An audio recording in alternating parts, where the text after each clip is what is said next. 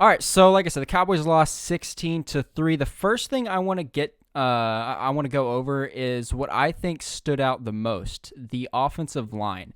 Pass protection on the edge looked super shaky at multiple points, minus when La'el Collins was in the game. Brandon Knight, Terrence Steele, Ty. How do you say his last name? I think it's Naseki, right? Yeah, Naseki. I believe so. Yeah. Those were the guys holding down the fort post La'el Collins, and La'el played a few series. I don't even think he played an entire drive. I could be wrong, though, and it just did not go well. Ty Nsekhe had a very bad game in the time that he was in. Obviously, it's a preseason game. I don't think like the stat tracking websites and whatnot really do snap counts and all that, so I'm not able to see exactly how long these players were in the game, but from what I saw, just Ty Nsekhe and when he was in was just getting eaten alive, and it really Yeah. it really shines light on how important it is to have Tyron Smith and La'el Collins healthy, because if not, this is what we're getting, and there is no 3,000-yard receiver. There is no rookie Yeah. version of Ezekiel Elliott. There is no healthy Dak Prescott if this is the type of pass protection we're getting on the edge. Yeah, and I guess part one of our overreacting is going to be about this offensive line. It's very discouraging considering the fact that Terrence Steele and Brandon Knight played a lot of football last year, and for them to come back, excuse me, for them to come out and look like that, look kind of sloppy and not ready, that does raise cause for concern.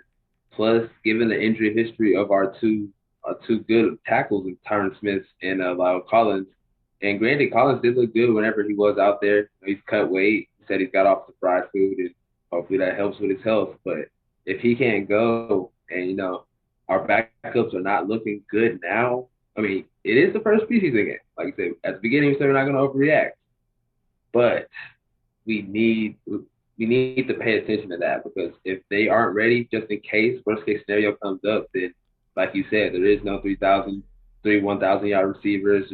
There's no healthy Dak. There's no bounce back Zeke. So we gotta really focus on that. And then in the inside, they looked a little better with Connor Williams and McGovern and Beatrice. I always struggle with his name to the last time too. Tyler But Biotish. Beatrice, sorry. And if they can be solid, then they'll be okay. But still, we definitely got to focus on the struggles with the guys that played a lot of snaps last year. Right, and you mentioned the interior: Tyler Biotish, Connor McGovern, a little bit of Connor Williams too. They did a lot better than I thought. Obviously, it's kind of hard when you're watching the game and you're reacting immediately after. There's no coach's film to look over, so you can't really see if they're getting beat.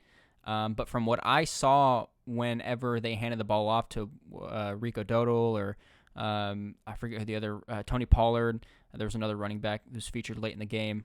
Don't quite remember his name, but whenever the ball was handed off, it seemed like they were just pushing the defensive tackles back a lot more than not only Yeah, think I expected, but pretty much everyone watching who's become accustomed to how bad this offensive line was last year.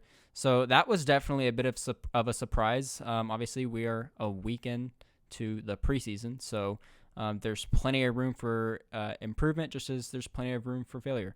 So we'll just definitely. have to see if that holds up. But I was impressed by how Tyler Biotish, Connor McGovern, and Connor Williams held up in the run game.